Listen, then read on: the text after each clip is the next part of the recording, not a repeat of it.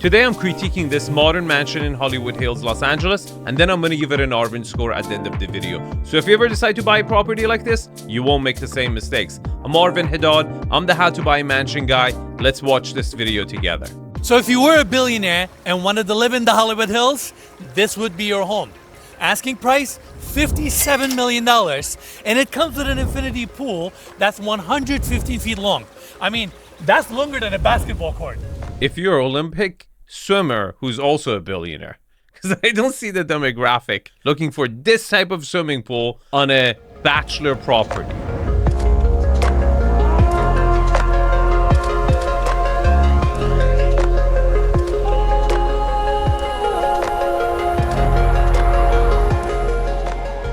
So welcome to the bird seats of the Hollywood Hills. We got an exciting tour ahead of us. Home features 5 bedrooms, 7 bathrooms, 13,870 square feet of interior space, newly constructed, on the market for $57 million. Hold it right there. That's what, $10 million a bedroom? And we are in Bird Street and not the best part of Bird Street. So let me explain. Bird Street, as you go farther up, it gets worse and worse. You're much farther away from the action sunset, and also you get worse and worse and worse views. In the lower parts, there's been one sale at $70 million, okay? And it had significantly more square footage, more than double the square footage, and that was an anomaly. I actually went back all the way down to 2022, and I found only one sale above 50. Majority of the sales in the Bird Streets are in the, $20 million range for this size of a property. Let's get started. Now to my right, we have the cobblestone driveway leading us to the 4-car garage. I like that it's a single garage door and it's a nice space with polished epoxy floors, great ceiling height. How is this a 4-car garage? What are we, in Mallorca? We're driving like mini miners? This is like... This is tiny. And you can't even do tandem. Like, there's not much depth to it. What kind of a car? Are we talking golf carts? Oh my God. Now going to my left, you can see this travertine walkway that goes all the way to the staircase. And that's technically the entry of this property. That means you have to take all those stairs down if your guests are coming into the property through this whole walkway to get to the front door. Why? Because this house is on a heavy sloped street. In fact, I looked on the street view and found someone praying to the North Pole instead of Mecca. Completely the wrong direction, but that's not the point. The street is actually not that busy, but overall, it's just heavily sloped and they had to excavate it significantly. Now, I'm going to talk about the entrance to this property and this courtyard that he's going to mention right now. Pay attention. Don't miss it. Now, to my right, we also have this good size internal courtyard. Now, this is a very important aspect of this property because it brings natural light and natural air to the lower level as well as the main level. In the center, we have a 35-foot tree anchoring the space, and I just appreciate how they brought so much greenery, life, and openness to the property thanks to this courtyard. Did you like the courtyard? I know everyone has had this childhood dream since they visited a house with a courtyard and they've always wanted one. But courtyards are tricky. You got to use them at the right places at the right time. Now pay attention to see if what juice was worth this squeeze, right? And pay attention to what they sacrificed, okay, in order to have this courtyard. I'm going to reveal it later in the video. Now, coming back to this section, we have the covered entry. And here you can see how they use travertine on the floors, on the walls, and how all these joints are perfectly aligned. Starting from the walls all the way to the floor, there's a level of minimalism and simplicity in this home that I really enjoy. And on the floors, they use oversized tiles on a pedestal system, and on the walls, they used smaller tiles, stacked it all the way to the ceiling. So they basically went to the stone yard and said, may I get some travertine on my travertine? Okay, this is a lot of travertine, okay? But the whole house is made out of travertine. You'll see what I mean. Now coming to this section, oak case front door with side windows, solid wood door, and it leads you to the foyer of this home. They've used 200 tons of travertine for this property. Let that sink in. I mean, that's a lot. That's probably more than what they use in the Coliseum. And this is not a foyer to me, okay? This is a hallway. Foyer has a function, okay? It receives you. This one just passes you out, okay? This is like entering the tomb of King Tut. I don't know what they're going with this, but so far, I'm not connecting with this hallway. To me, all this, arrival experience to, pass me through to the backyard, you're not getting any functionality out of it. You're not getting anything out of it. Not good for me. Now here we have 4 travertine case openings leading you to different rooms. Why don't we go this way so we can check out the formal dining area and the formal living room.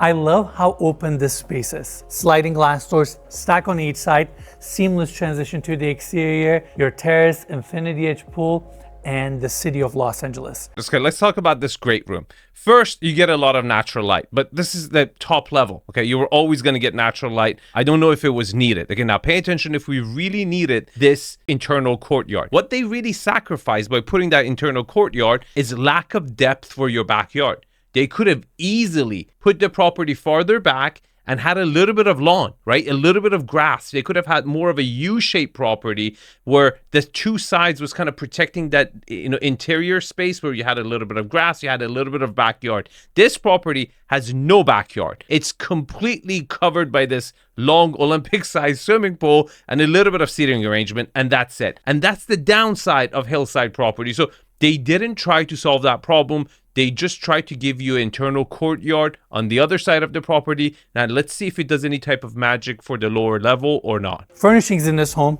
I'm going to use the word curated so much because it's tastefully done. And the chairs here are gorgeous. The solid wood fabrication, straps down below, and how the bottom section is this one molded piece of wood that holds the cushion in place. So tasteful.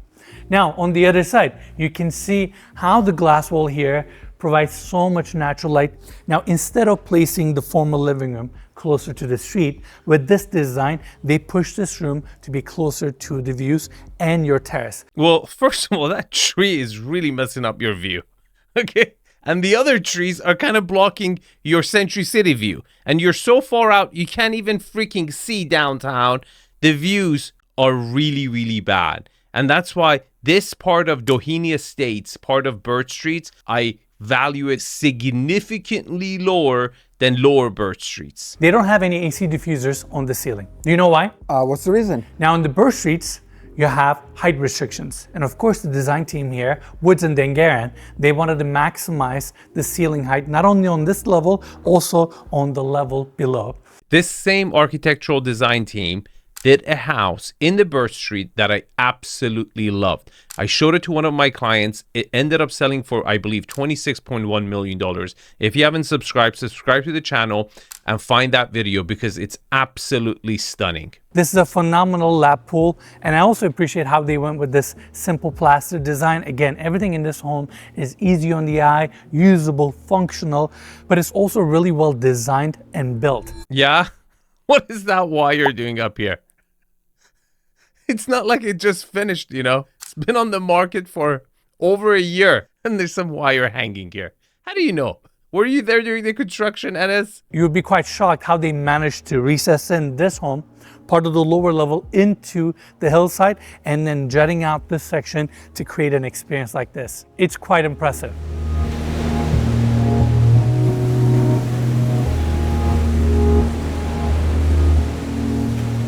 Now, on the other side of the foyer, we have the family room and the informal dining area. Okay, before we jump into the kitchen and the living area, let's talk about scale and volume. So far, the proportions have been good. Maybe a tad too wide for the ceiling height, but overall, equal spaces, very well equally divided spaces, and the proportions are, a B+.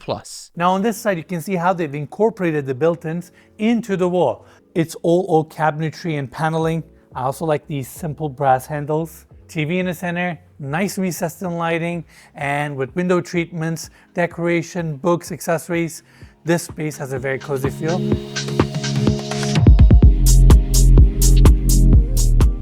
Now next up, we have the informal dining area, simple table. Which doesn't look so informal. It looks pretty identical to the formal living space. Comfortable seating, and again, I like the fact that they recessed in all the built-ins here into the wall.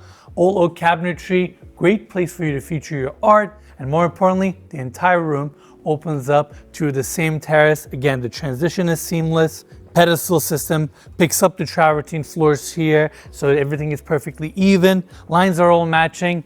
Trellis above us. And again, I've talked about it earlier, the frame helps you appreciate the view a little bit more. What I mean, this view is only a person who's never seen proper view in Los Angeles will look at this and be like, oh my God, this view is gorgeous. This is awesome. All right, next up, on the other side, we have the kitchen.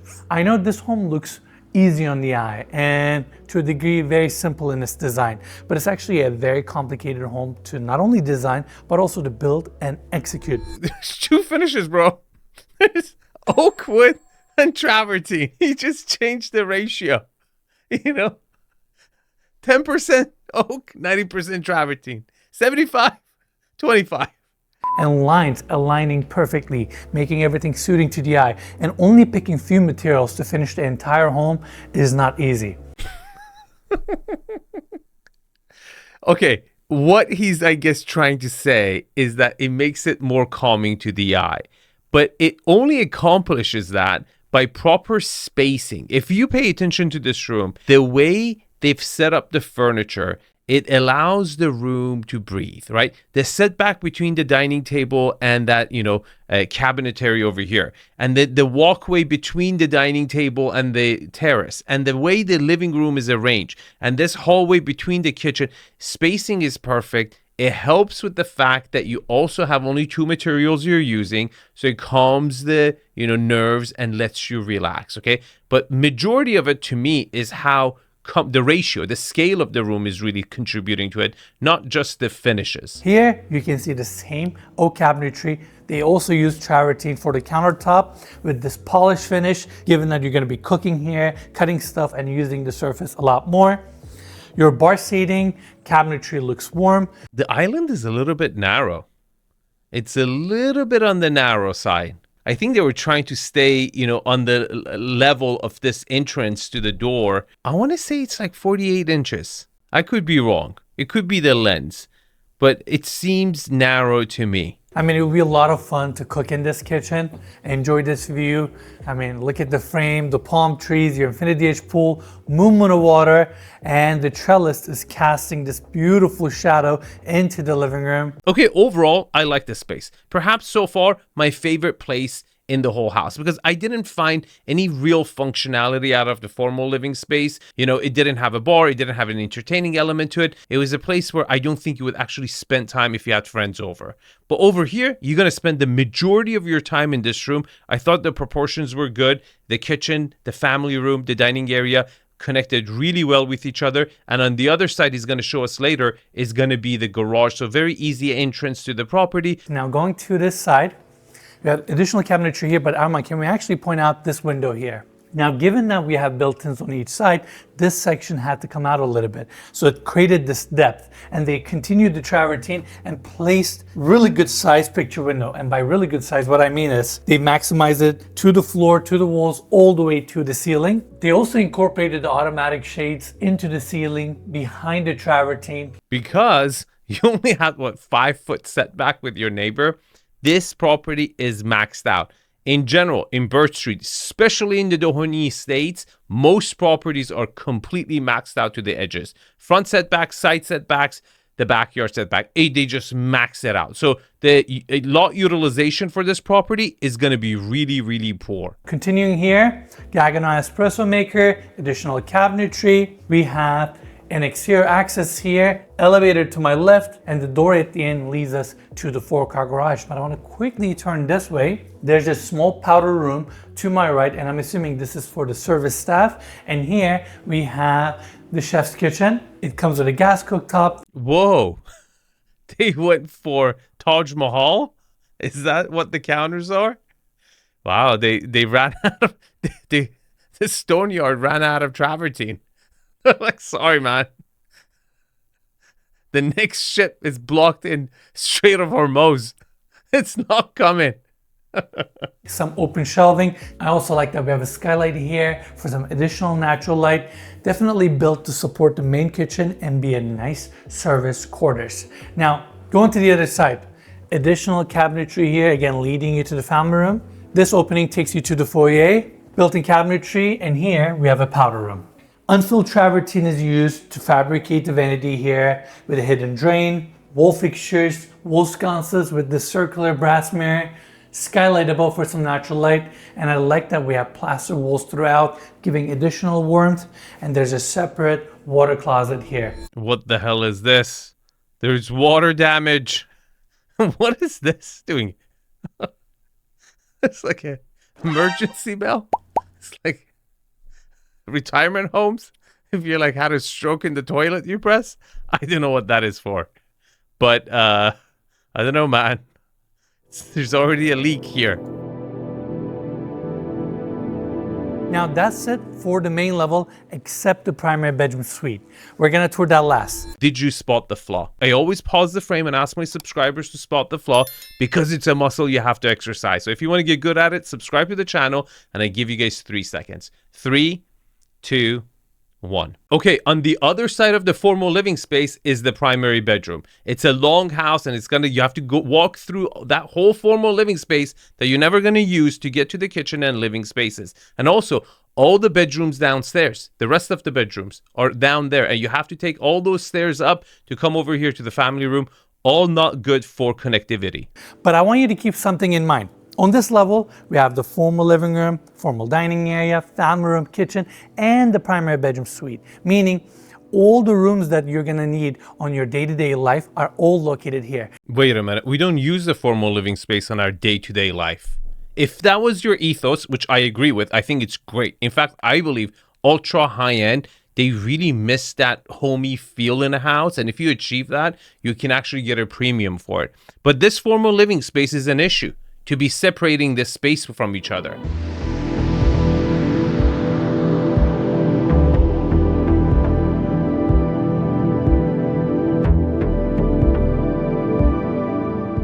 This staircase is definitely grand, and I love the experience here. Glass wall, internal courtyard, ton of natural light coming in, and in the center there's a massive steel beam holding up the entire staircase, open riser, so you get this floating effect, and each one of the steps are all oak wrapped, including the bottom as well, which I love. Again, talking about making things as easy on the eye as possible. Okay, what do you guys think? Was it worth it? To me, it wasn't. Let me tell you guys why. By placing the stairway right by the internal courtyard, you just blocked its energy. The whole courtyard, if it's not opening to the main volume of your, basement level, then what's the point? You just created a special moment while you take the stairs down. That's it. And you're not using it to actually give life to the living quarters. And then on the other side, this massive glass wall looking into the courtyard. Now, a lot of times we see these light wells, small openings to allow natural light to come to basement levels like this, or to create egress access. But here, they were extremely generous with the courtyard. They planted a 35-foot jacaranda tree in the center with 2 Japanese maples, and with the plants, greenery, boulders, outdoor lighting, they certainly gave an amazing spirit to this area. I love the amount of natural light that comes in, this massive glass wall design, and how this section gives so much more life and meaning to the lower level. Arvin, I just want you to think about it for a second. Imagine this space pushed all the way to the wall here. Think about how closed off that would have made it feel. First of all, it didn't have to be pushed all the way to the wall. You could have still had a light well. You could have still had a feature where you would have natural light. You could have had an element there. But if you had done that, you would have actually had a backyard and you would have fixed something about the topography of the lot, the land itself. You would have fixed an error with not having enough backyard space for this property on the view side. Now, I have to say, I don't think it's a huge mistake, but I think it's a step in the wrong direction for this architect design team, because they had done a better job on a previous property and they're just going in the wrong direction when it comes to understanding how to fix inherited issues with a lot. What am I talking about? When you buy in Doheny Estate, you should already know that your view is not going to compete with properties lower in Birch Streets or Truesdale or other areas where you get these dynamic, much closer to the city, you have to create an internal wow factor to compensate for it, to differentiate your property against everything else. And they just didn't do it. And in the other property, they did. What I would have done with this property, I would have entered to the property looking over a terrace, kind of a library, down to the formal living space slash game room, which is going to show us later, but with a double height volume, which would innately bring you natural light down anyways, because there's no second floor in this part of the property. The upper side of the property could be a small formal living space. It could be a library. It could be a bar.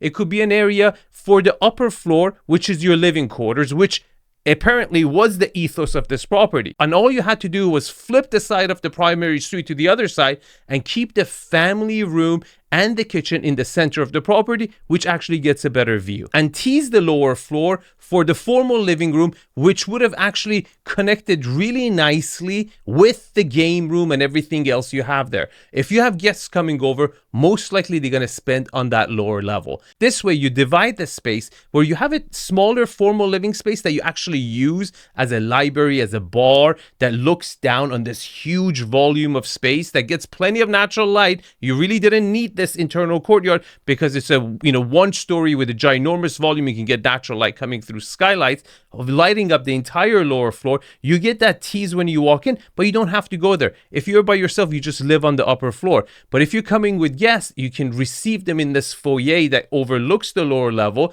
You can take them downstairs to the formal living space, which is part of the basement level with much, much higher volume, double the volume. We can feel the breeze right now. Exactly. Not only that, it opens up to the interior spaces. You're currently in the gym. We have the massage room on the other side. And then they also have high ceilings throughout the lower level. So to me, it does not feel like a basement level at all. There's life, there's energy, there's privacy on this level. So you basically walk into a kitchen that it should be a bar, but it looks like a kitchen. And you don't even have that wow volume when you walk into the lower level, which is a big thing for me. Now going back in, this is where we have the gym. And again, look at the ceiling height, plaster walls, these cool light fixtures, oak built-in cabinetry, TV, your mirror wall, gym equipment, your rowing machine, and this awesome wooden bench with live edge. This is a fantastic space. You can do a lot with it. Now leaving the gym, on the other side, we have this amazing kitchenette slash bar. I mean, look at this portal design. How they use travertine to case the entire opening, including the back wall here. Floating oak shelves, LED lighting, accessories, and how they're repeating this design element where they're recessing in their cabinetry to the wall. So everything sits flush. Dude, $57 million. Do you expect the freaking cabinets to stick out?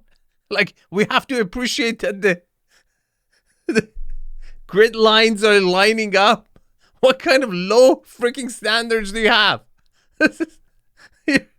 You're comparing these properties to like a one bedroom in Van Nuys, man. Come on. Thank you for having lights that are proportional or right distances from each other. Of course you gotta get these things right. This home is exquisite. Let's go right here. On this hallway to my left, we have the temperature controlled wine cellar, all oak millwork.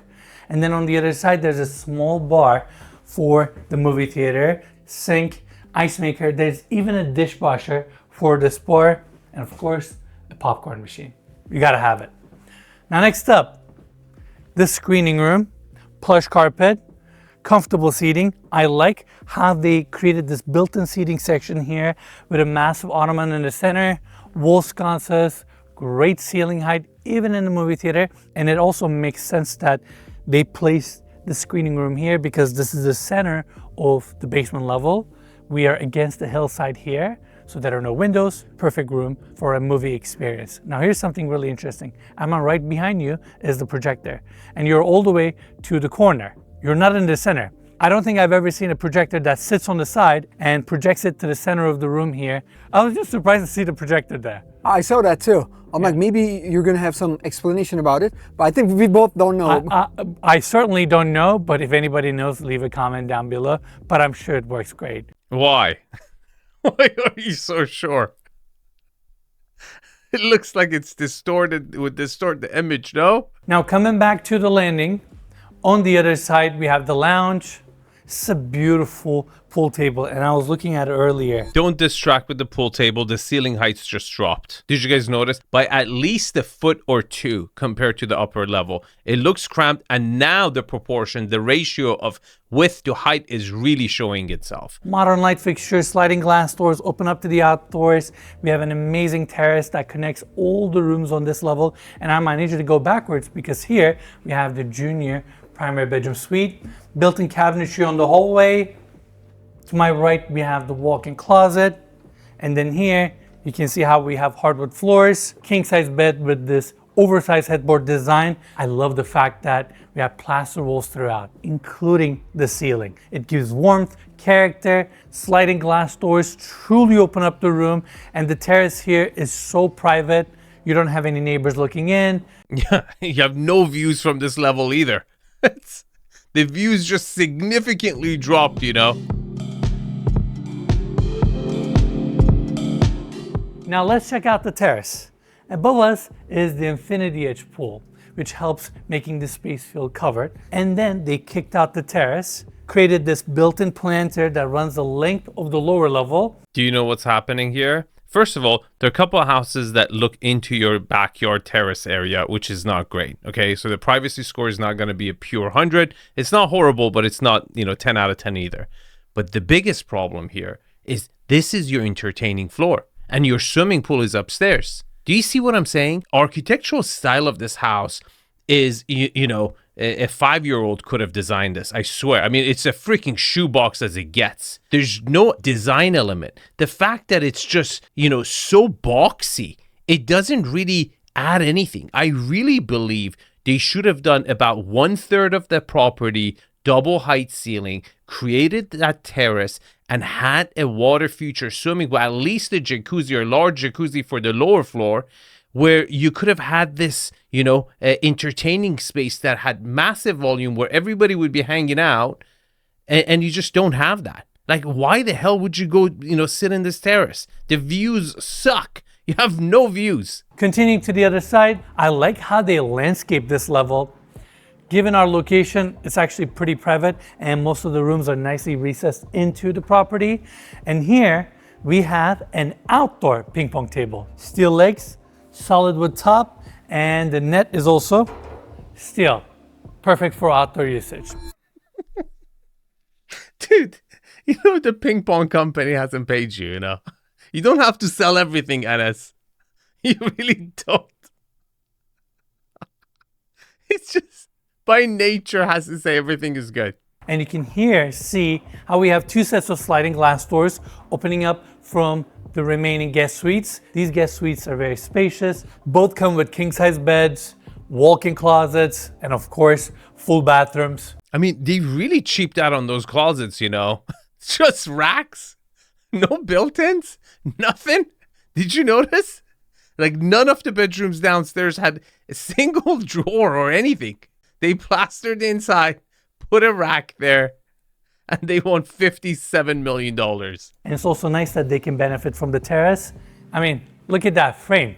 All the greenery, contemporary homes, city of Los Angeles. It's a little hazy today. No, man. First of all, it's always hazy, okay? Second of all, the view sucks. You sent out the drone 10 miles in to show us the view. The drone almost ran out of range. I would love to wake up to this view every single day. This is a crazy structure. The fact that they can embed and house this rectangular form on the hillside is quite fascinating. Been done many times. Dude, I've said this before. Elon Musk is flying freaking rockets upside down, okay? We're achieving significant achievements in human, genome. The Iranians are building bunkers in the freaking mountain 500 meters in granite, okay? You're impressed by this crap? Like a 2-story structure on a hillside? Wow.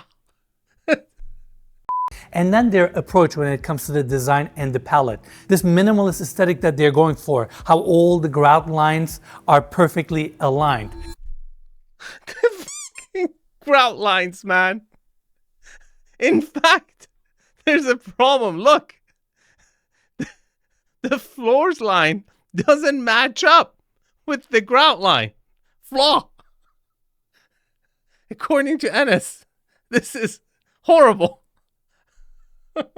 This is what you should pay attention to. Now over here, we're back at the lounge. It's another cozy space. I love this sectional couch here and this wool blend fabric. It's warm, inviting, your oversized coffee table, TV with built-ins, hardwood floors.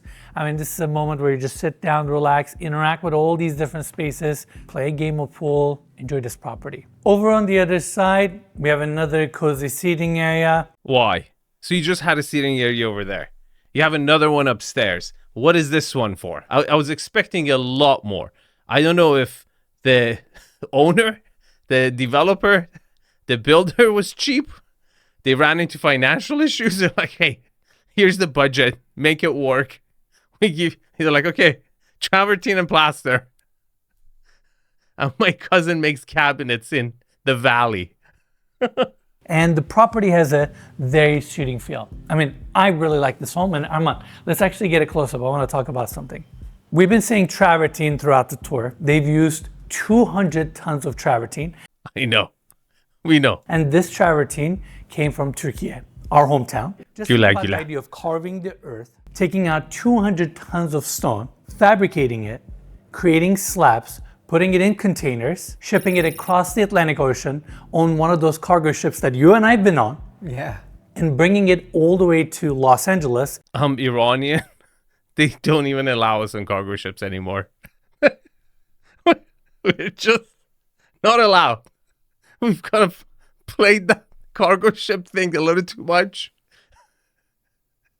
They look at your passport, it's like, oh, born in Tehran. Sorry, dude. You're not getting on board. Travertine is also a relatively easy stone to work with. It's not super hard. It's easy to fabricate or apply different kind of finishes. It's also a very durable stone. You can use it on the exterior and on the interior. They used to build coliseums with this stone. They also used to make a lot of ugly Mediterranean homes with travertine, and they still do. But yeah, this whole vein cut travertine has been the new look for the travertine. And I think it's a really beautiful stone if you use it in proportions. I also really liked raked, heavily textured that the other property these same developers, builders, design team did. Incredible stone if you really kind of plaster it. I don't know how you achieve that finish, but it gives this kind of a reef look and vibe to it. One of my favorite finishes for an accent wall. All right, now continuing this way. To my right, we have the spa. We transition back to travertine floors. Again, the plaster walls. Vanity design here with towel racks. And then over here, we have a water closet. Beautiful steam shower with a rain head. And then on the other side, we have a sauna. Look how nice is that? The millwork, fabrication. And I like that they continued the travertine floors there. Now next up, on the other side, we have the massage room. This is a small space, but they managed to put 2 massage tables. But more importantly, it opens up to the courtyard. And again, I'm obsessed with this detail. I really like the fact that you can get natural air to the lower level on the backside of the property thanks to this courtyard. And it's also a beautiful, zen, relaxing backdrop for this level.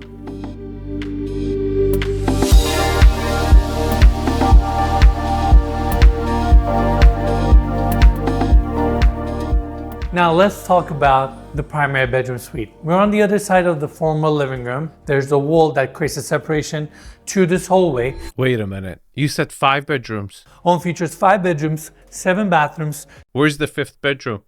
Did you count the freaking massage room as a bedroom? So it's a 4-bedroom, $57 million. Okay, great. And then double oak doors open up to the entry of the primary bedroom suite. First thing you see is travertine. No, it's an off-center internal courtyard. And I appreciate this significantly more than the central courtyard, which everyone likes to put. See, I like to be more strategic. I don't like to, put something and work around it. I like to use it when it's appropriate. For example, having an irregular shaped lot where you get a lot of width, you want to partition spaces, or you want to create an entrance like this where have an internal wow factor. And the proof is because I focus on resale. I've been a real estate agent focusing on ultra luxury since beginning of my career. And for the past 7 years, I've critiqued over, 2,000 layouts, architectural style, flows, and you have my work to look at. So my focus is how would people respond to this feeling, or what I call reverse engineering goosebumps, right?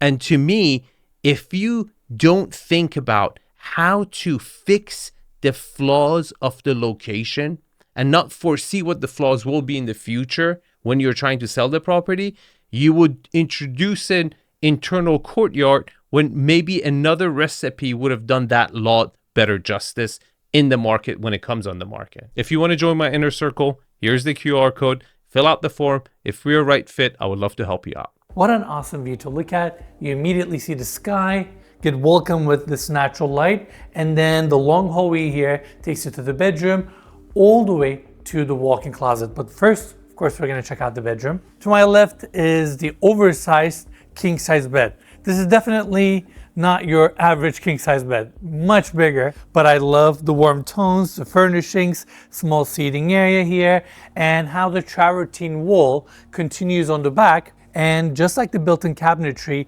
they actually recessed in this wall so that they can tuck in the bed a little bit more this way, create more privacy for the bedroom setting. Sliding glass doors stack on each side, fully open up. And let's also showcase the cozy seating area here with 2 lounging beds, fireplace, and the design theme here is same as the former living room and the family room. I like how they unify these elements. Now let's quickly step outside. Outdoor seating area, the infinity edge pool. What a way to start your morning. You open up your Styline sliding glass doors, open up your shades, walk from your bed to the terrace, go for a little swim. No, not little Enes. It's you got to become an Olympic swimmer. You have to. It's bigger than a basketball field. This beautiful scenery and get your day started. It's a pretty amazing bedroom and I love how spacious it is. And let's show the other side. They brought in the same oak paneling and then they placed this small office here with built-in cabinetry, open shelving. So you told us it's a 5-bedroom. We never saw the 5th bedroom, and our office is in the primary suite next to your spouse, which means you can't get any work done over here. So again, $57 million. I don't know what I'm paying for. A lap pool, and then no swimming pool in the entertainment floor, which you really need. And gets better, opens up to the courtyard. Now this is roughly a 100 square foot courtyard. In the center we have this massive planter, and this was such an important decision that the design team made here. By creating this open space, now you're flooding the office, which is your primary bedroom, the bathroom here, and the entry with natural light. You're getting all this natural air to come into these spaces, and we live in Los Angeles. The air here is dry, our climate is not humid, so when you have sliding glass doors like this, especially in your bathroom, I would open these up every single morning. And we don't have that many bugs. I know it's hard to believe, but for most of Los Angeles, especially, on the ocean side, not the valley, there are very few bugs. It's true. You pay for it in your taxes. In fact, in my own home, I never really use AC. When it's cold outside, I just close all my doors and windows. And when it's just a normal day like this, I just leave my windows open and get natural ventilation. And it's fantastic. So I can't stress it enough. I love this design element. Creating a 100 square foot outdoor terrace like this is actually not as easy as it may seem. Why are you trying to make it harder than it is? Well, the most important is that you enter the primary suite as center. When you enter center, you can put a courtyard and put everything around it. Beautifully done. Really good primary suite. Okay, let's give it an Arvin score. Location. I'm going to give it a 7. It's the best street of the worst part of the Birch Streets. Lot quality, good dimensions, good ratio, but heavily sloped, both horizontally and vertically. So you're sloped from the streets, and then you're also sloped down the hill. A lot utilization. You have no frontage, no motor court. Side setbacks are minimum to the freaking inch, and the backyard is non-existent. It's really a terrace because you decided to give internal courtyard. I can't give it anything more than a 2. Privacy. It's pretty private. You're perched down from the street, and the internal courtyard creates a little bit of a setback from the street. You have a couple houses looking down on you. I'm going to give it an 8. Lot orientation. Dead center south facing. And you also don't have any annoying thing like a water tank behind you, or, you know, power lines going through your view, or airplanes flying your head. It's really, really good. I'm going to give it a 10. And it also shows, did you really need an internal courtyard if you had given a double height ceiling to the volume to bring natural light to the basement level, and you had so much opening to the view side, to the south side? You could have done it with a light well. Architectural style. It's literally a box, you know? I mean, you had an internal courtyard. Congratulations, you know? You've, moved the envelope forward. I give it a 4. Views. Look, I was going to give it a 6, but the more I think about it, that tree is really obstructing your view. It's not panoramic. You're so far away from the city, you have to squint your eyes. You have a, focal point, a C+ focal point of Century City. If you squint your eyes, it's hazy. You don't see crap. I don't even understand why people in Birch Street go all the way up there to spend, 20, 30 million, let alone, 57 million. I'm going to give it a 5.5. Layout, I'm going to give it a 5, and I will tell you guys why. First, when you walk in, you don't have a wow factor. It's a hallway. And then your primary bedroom is away from your family room. You have to walk through the formal living space, and there's no other bedroom upstairs. At the same time, you have that stairway central to the property, which is good, but it's blocking your indoor-outdoor flow with the, courtyard. But then you have 3 bedrooms downstairs. You don't have enough bedrooms for the whole house. It's a 5. Scale and volume. This is critical, and I think it really was an opportunity to differentiate this property, and they missed it. You had 3 equal spaces upstairs. Maybe the ceiling heights were a little bit too low, but overall proportional, you got everything done, right? Primary suite, formal living room, and the kitchen family room was enough for me. But on the lower level, you really repeated upstairs. And for a property that you only put 1 primary upstairs, you really got to dedicate the lower level to the fun level. And it wasn't fun. You walk into a freaking bar that looks like a kitchen, and then you have 2 living spaces next to each other in a partition environment. I really believe this property needed an internal wow factor with a lot of ceiling heights that brings natural light, really connects, gives that volume, and they went for the total square footage. And, I just, I think it was a big miss. It wasn't like disastrous as far as score goes, but that was the solution for this property. And I can't give it anything more than a 6.5. Finishes. For as long as Travertine is in, this is a 7. Okay? The moment Travertine goes out of style, for every 6 months, deduct a point. Now, here's the Arvin score. If you want to see that video of the same developer, house I absolutely love. I showed it to a client. I was in love with this house. It sold for 2.6, significantly better than this property. I would buy that property over this all day, every day. Watch it over here. And if you want to join the inner circle, here's the QR code. I'll see you guys in the comments. Take care.